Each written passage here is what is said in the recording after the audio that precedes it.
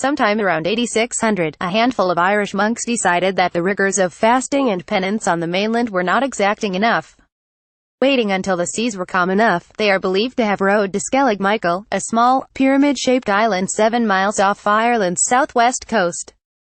There, the holy men built a monastery and found the raw seclusion they were after. A millennium and a half later, the site's ruins are one of Ireland's best-known heritage and tourist attractions, an antique allure made all the more vivid by the colonies of seabirds that flock to the island's crags and crevices, and by the puffins and gulls sheltering in the monks' long-abandoned stone structures.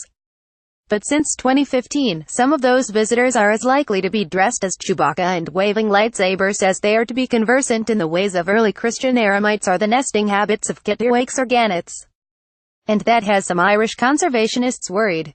Star Wars fans have been flocking to Skellig Michael because it was the location used for scenes on AHCH2, The Lost Planet, where Mark Hamill, aka Luke Skywalker, made his return to the Star Wars franchise at the end of 2015's The Force Awakens. Disney Lucasfilm returned to Ireland and Skellig Michael to film The Last Jedi, the latest Star Wars sequel.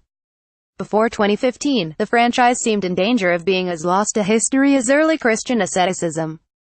But the franchise's awakening has prompted a jump in visitor numbers to Skellig Michael, in much the same way that Lord of the Rings created a boom for New Zealand's tourist industry.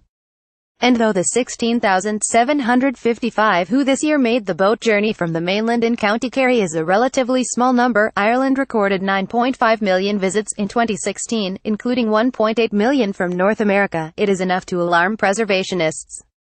Last week in Taoiseach, an Irish heritage preservation group sent a letter to Ireland's Minister for Arts, Heritage and Gaeltacht, Josepha Madigan, asking her to intervene to preserve the island's historical legacy, which in Taoiseach feels is threatened by Star Wars rebranding. The monks who came to Skellig Michael and their successors were half-starved and crouched against gales high in the rocky cliffs, according to Diarmaid McCullough's A History of Christianity. Nevertheless, they managed to build a monastery near the island's 715-foot summit, accessible by a rock and stone stairway carved around soaring cliffs overlooking the Atlantic. That history led to Skellig Michael's designation as a UNESCO World Heritage Site. But conservationists now fear that the increased visitor numbers, previously capped at 11,100 in total for the May to October visiting months, could see the monastic ruins damaged and the island's World Heritage status undermined. Like a virus, the imagery and branding of the Star Wars commercial franchise with all its plastic merchandising has contaminated and superseded the history and identity of the Skellig, and Taoiseach declared in its letter to the minister.